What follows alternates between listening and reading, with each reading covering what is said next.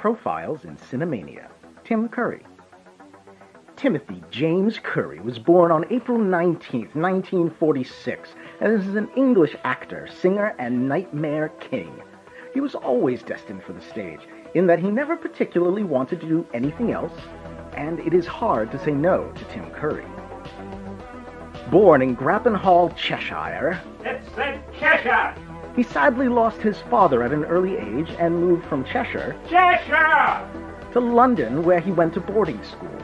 A talented singer from an early age in the school choir, he studied drama in university before moving on to his first big role in the original London cast of Hair. He met Richard O'Brien at this time, who happened to be working on a musical of his own and needed a sweet transvestite or two.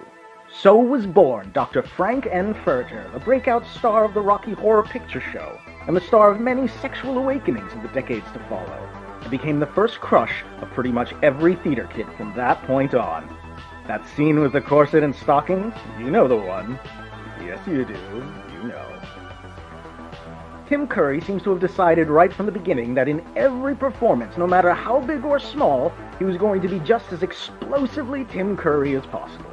Given his strong theatrical roots and singing talent, he was naturally picked up by many productions who needed a posh-sounding singer without realizing they were going to get the full tomato of Tim Curry. Which is why he turned Fern Gully into the horniest environmental allegory of all time, and why he made Tom Cruise look like a mewling milquetoast when they both starred in Legend. Tim Curry played the devil, and looked pretty much exactly the way you are imagining right now, but with bigger horns. No, bigger. No, bigger. For many, Curry is best known as the original Pennywise the Dancing Clown from the teleseries adaptation of Stephen King's It, a role which he found difficult because it turns out that he was terrified of clowns personally. Tim Curry chose to share this fear with the world and did for the clown industry what Jaws did for scuba diving. There was a time when clowns were hilarious figures of fun. That time is past, because Tim was not having any of that. Always as hot, spicy, and relentless as, well, no. Bad writer. Tim Curry chewed up every role that came his way, along with more scenery than a wood chipper. A bold sexual icon, a terrifying Lord of Darkness, and a pretty nifty pirate. He could truly do it all. He's what they call a triple threat, in that you will be 3 times as scared of him as you would a clown of normal fearfulness. Since suffering a stroke in 2012, he has restricted himself more to singing and voice acting, which we are still gloriously thankful for his work as Dr. Severius in Gargoyles, and our favorite villain ever on Red Alert 2. But you can still see him at conventions. He also has an active Twitter feed, and if your day needs more glorious snark because you're horny for British thespian wit, give him a follow.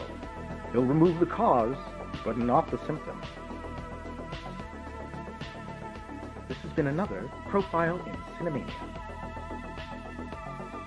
This episode was written by Andy Slack and Zachariah Burke, and was performed by Daniel Scribner.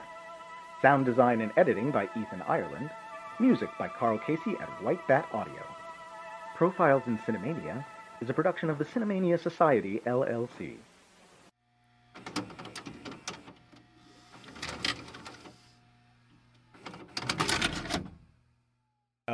Okay. One more time with even more feeling. Since less feeling, or less tongue, is not what she ever said.